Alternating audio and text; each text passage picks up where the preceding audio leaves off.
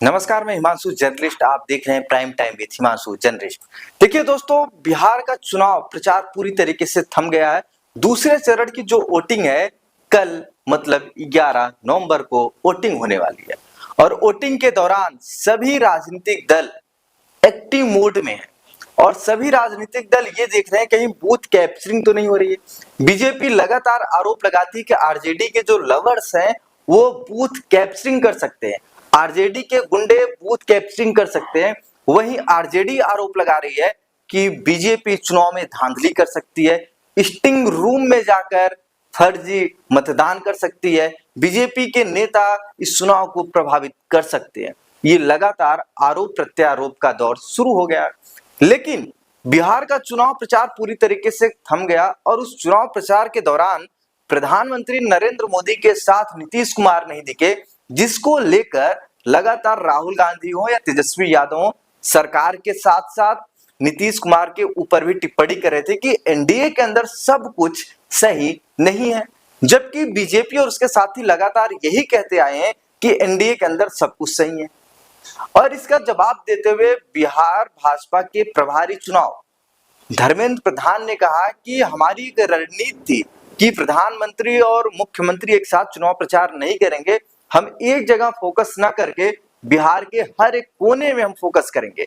लगभग 23 दिन में 84 रैलियां की हैं नीतीश कुमार ने, जहां पर प्रधानमंत्री मोदी रैली करते थे, एक छोर पे प्रधानमंत्री मोदी रहते थे और दूसरी छोर पर मुख्यमंत्री नीतीश कुमार रहते थे और फिर तीसरे छोर पे रहते थे सम्राट चौधरी और बीजेपी के बड़े बड़े दिग्गज जो रहते थे चौथे छोर पे रहते थे। मतलब चारों तरफ से घेराबंदी का एक प्लान था और उस प्लान के तहत बीजेपी पूरे चुनाव में उतर गई थी।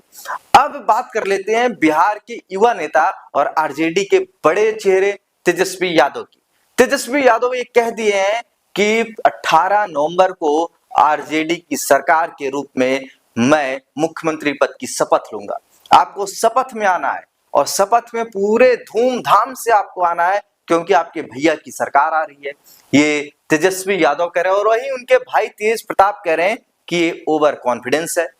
चुनाव के बाद 14 नवंबर को उन्हें बस सुनसुना मिलेगा और कुछ नहीं मिलेगा। और वहीं दूसरी तरफ खबर आ रही है तेज प्रताप यादव के लिए भारतीय जनता पार्टी ने अपने दरवाजे खोल दिए हैं कि तेज प्रताप जी आप आइए, आपका स्वागत है, आप आइए, आपका स्वागत है, आपके स्वागत में हम बैठे हुए हैं। और इसकी जो कमान दी है, इसकी जो कमान दी है योगी आदित्यनाथ के सबसे चहेते रवि किशन को दी गई है कि तेज प्रताप को आप घर में लाइए, उनका स्वागत कीजिए और चुनाव में जो उनकी 10 से 15 सीटें आ सकती हैं, 10 या 5 सीटें आ सकती हैं, उसको एनडीए के पक्ष में लाइए। अब हम बात करेंगे मुकेश सहनी की। मुकेश सहनी बिहार चुनाव को लेकर इतने आश्वस्त हैं कि आरजेडी की सरकार बनेगी और सरकार बनने के साथ ही आपको माछ और भात का मतलब मच्छी और चावल का भोज देंगे, आपको आना है। मतलब सभी राजनीतिक दल अपने चुनाव जीतने का दावा कर रहे हैं। लेकिन अब बड़ी खबर आपको बताने जा रहा हूं जो बिहार में दूसरे चरण में बहुत महत्वपूर्ण होने वाले हैं, क्योंकि दूसरे चरण की 122 सीटों पर 20 से 25 ऐसी सीटें हैं जहां पर मुस्लिम वोटों का दबदबा है। मतलब ओवैसी की पार्टी के साथ साथ आरजेडी और जदयू इन सीटों पे लड़ रही है और मुस्लिम वोट किधर जाएगा ये तो आने वाला समय बताएगा। लेकिन दूसरे चरण की जो वोटिंग है इस पे सबसे ज्यादा जो फोकस दिया जा रहा है सीमांचल की मुस्लिम वोटों की। ओवैसी दावा कर रहे हैं कि वोट हमें मिलेंगे, आरजेडी दावा कर रही है कि ये वोट हमें मिलेंगे, लेकिन बीजेपी और जदयू मुस्लिम पुरुषों के ऊपर दावा नहीं कर रही है। ये दावा कर रहे हैं मुस्लिम महिलाएं जो हैं इनमें दावा कर रहे हैं कि इनका वोट हमें मिलेगा। लेकिन आपको बता दूं कि यहाँ पे कुछ ऐसी सीटें, लगभग सारी की सारी सीटें हैं जहां पर एक विधानसभा में 2 लाख से ज्यादा मतदाता हैं और वो चुनाव को पूरी तरीके से प्रभावित करेंगे। और जीतन राम मांझी के साथ साथ चिराग पासवान का जो एक अस्तित्व है इस बिहार विधानसभा चुनाव में बहुत मायने रखता है। अगर इनकी सीटें कम आती हैं बिहार विधानसभा के दौरान तो केंद्र में इनका जो दबदबा है थोड़ी कम होगी। लेकिन मैं फोकस करता हूं एक ऐसी खबर पर जो आप भी सोचेंगे ये खबर बिहार विधानसभा से है। देखिए बिहार में जो दूसरे चरण का मतदान होने वाला है, लोग कह रहे हैं कि पहले चरण का जो 65% मतलब 65% जो वोटिंग हुई है, इससे ज्यादा वोटिंग हो सकती है।